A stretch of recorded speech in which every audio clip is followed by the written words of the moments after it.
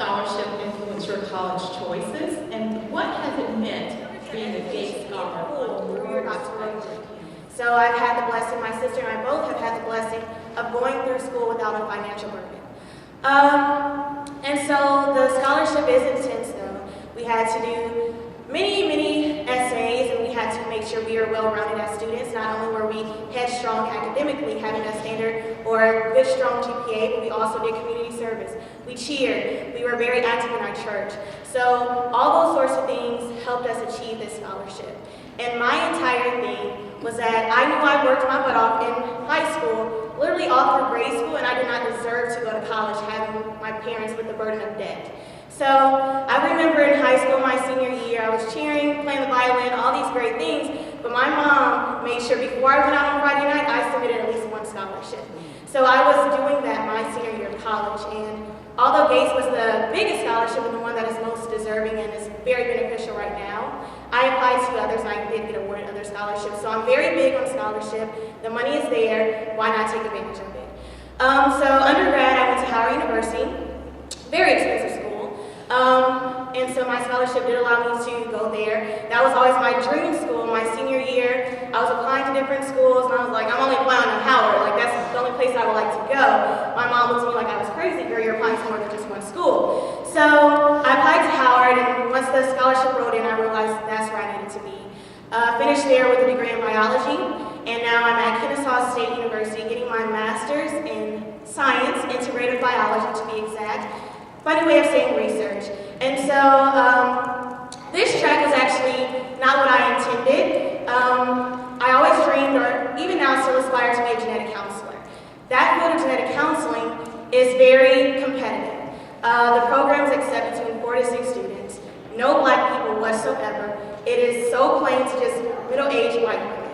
But genetic counseling is a field that is growing, and people are realizing that a lot of diseases and disorders are based on our genetic makeup. And so God put this in my heart to tell me, Brianna, this is where I want you to be. I need you to make sure you're here and you're setting yourself apart from our people. So at Howard, I had the opportunity to intern in the Breast Cancer Center, where I worked with patients who had the BRCA mutation, caring for breast cancer. So I'm talking to our women, and they're very receptive to this knowledge. So when I applied to the genetic counseling programs, I was denied. I applied to 4 different schools, denied. I took the GRE, that's the test you have to take to get into graduate school. My GPA was well enough. My scores, they were there. But a lot of schools told me, Brianna, you don't have enough research background. And I didn't. Research is not my thing. I feel like it didn't match my personality. So then I applied to 15 prep courses, and so those courses or that program allows you to, it's a middle gap between going into graduate school. So if you're trying to do medical school, that middle gap they have for you is called a post-bac program. I applied to 15 prep programs, got denied to every single one. So at that moment I was confused, well God, what is it that you want me to do?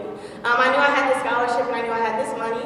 And with my scholarship, although it does cover my education through my doctoral degree, they give you exactly 1 year to be without education, where you can have a break or you don't receive funding. But immediately after that year or so, if you're not in school, that money is gone. So I had that stress in the back of my head as well, and I'm trying to figure out, well, what am I going to do? I'm not going home with this degree.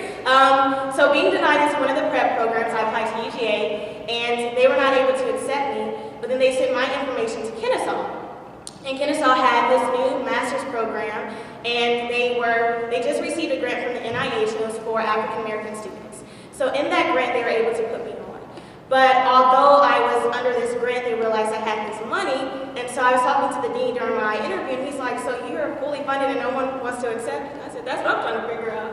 So I did get into the program, but the Gates Millennium Scholarship, it has this high reward on it. It speaks volumes to those who may not understand what you're trying to do. But not only did that scholarship speak volumes, but also my degree from Howard spoke volumes as well. And just as Ashley stated, being at an HBCU gives you that confidence to realize when I go into the next phase of life, I know exactly who I am, and no matter where I am in STEM fields, science, technology, engineering, and mathematics, we will be the minority. So you have to stand up and know exactly what you're doing and never waver from that journey that God has blessed you with. So I'm very blessed for all these opportunities. It's going to take me a while to get to genetic counseling, but I realize that these experiences along the way will allow me to be the best genetic counselor I can be. And And at Spelman College, we have the Gates Millennium Scholars program or the club. And so you're surrounded by other scholars, and actually there are a lot of scholars within the Atlanta University Center. And so they all motivate you and push you to stay on track and to know your goal and know that we didn't just receive the scholarship for nothing. We have a purpose and we need to use it. And so it's very rewarding to be on campus with those individuals. And Gates, well, I aspire to be a dentist, so Gates won't fund me to go to dental school. But I will use it all the way up until undergraduate and whatever path God leads me on by using a master's, graduate school, but in hopes of dental school. So yes, the Gates Scholarship is a blessing. And when I talk to my other peers and I understand their financial burdens, I'm just very blessed that I don't have to experience that and I can be debt-free through undergraduate school or whatever path I take.